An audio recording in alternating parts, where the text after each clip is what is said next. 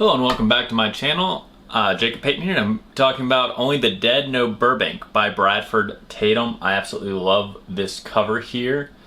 Shows like a classic movie, Frankenstein. And kind of really, I think, does a good job of showing you what this book is going to be about.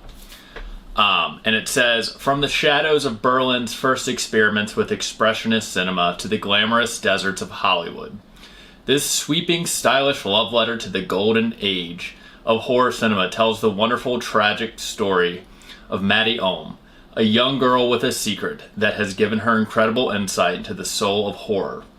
at a terrible price.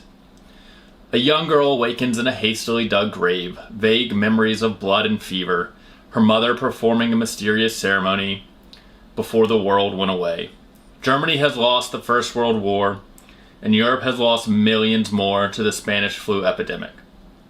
Maddie has not only survived, but has also changed, and at a studio in Berlin, Maddie discovers her true calling: film.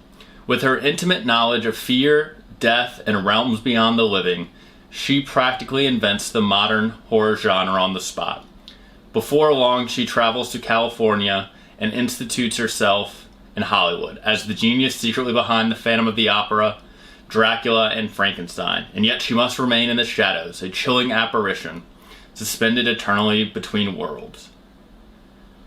Yeah, so that's basically what this book is about. If you're looking for a straight-up horror novel, that's really not what this is. This is more of a literary horror novel, in which it's not so much shock value fear. It is more or less kind of the horror is Maddie dealing with her new condition. She is, of course, a vampire, though not really the kind of vampires that I think most people would be used to, like if they read like The Vampire Lestat or something like that. She's very much just a living corpse. There is a couple pretty gross scenes in here where bugs actually come out of her, because the less they feed and something like that, the more corpse-like they get. So if you're looking for a vampire novel that you might be used to, this probably won't be it. But if you are a kind of like a film buff or someone that's interested in a different take on vampirism, I think you will enjoy this book. There is a lot of time hopping in this book, which I thought was kind of interesting. At first, I very much didn't like it. I'm not a huge fan of time hopping, but it made sense in this since she is going through the decades, and it kind of shows how someone with vampirism or immortality would not only kind of stop caring for things, but also very much lose track of time, right? Because everyone's aging and dying around her, and she doesn't. She's very much a tourist in the world, if that makes sense. You know, like it said, her true calling is film, so when she does come out of her almost like self-imposed isolation at times, it is usually to work directly with a film. I did think it was really interesting on how they did vampirism. I thought it was a very scary version of how they did vampirism, because Maddie and her mother, who are both turned, are very much an other, in that they are, I mean, they're dead. They're dead corpses, basically. And you know, it's very hard to think of them as anything else once the story really starts to unfold. Whereas I think it's easy to humanize like other vampires in fiction. So I really liked that part of the book. I did find it a bit dry at times. Once again, it's not a straight up horror book. It is more of a literary horror book. I don't want to spoil too much because I did very much like the ending. Although the back of the book, I think, does give a lot of detail away. I mean, you know, it straight up tells you on the back of the book that she is basically the reason a bunch of classic horror movies that we all know and love are made. But yeah, I enjoyed this. I thought this was a fun book. I definitely could also have seen it as a series of books, like I said, like the time hopping and stuff, and it would have been interesting, I think, you know, if the author had kind of dived a little deeper into certain decades of Maddie's life. But I also understand, you know, why they couldn't, because this would have been a much longer book.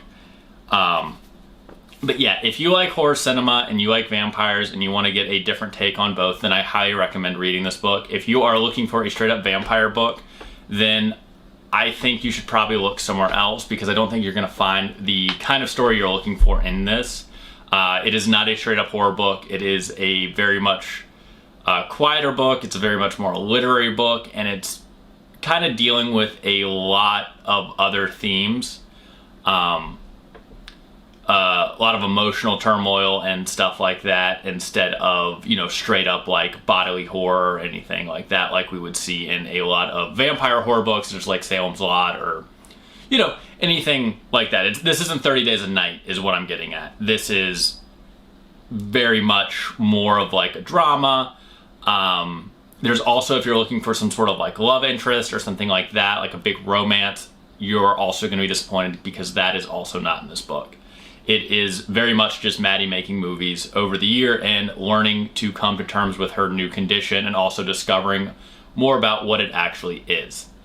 So if that's something you're interested in, I highly recommend, you know, reading this. If you're looking to kind of take a break between like some heavier horror novels and you want something that's a little lighter, while at the same time still being thematically horror, then I think this is a good one to pick up.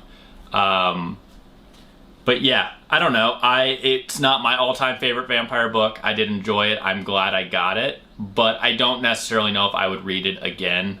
But I'm also, like I've said in this channel before, I'm very much more into Salem's Lot and 30 Days of Night. I like my vampires evil. I like them deeply entrenched in the horror genre. You know what I mean? I like irredeemable vampiric characters when I'm reading vampires. So yeah, if you enjoyed this video, please like and subscribe. And if you've read this book and you liked it and don't agree with my take, or anywhere in between, please let me know below, and I'll see you guys next time.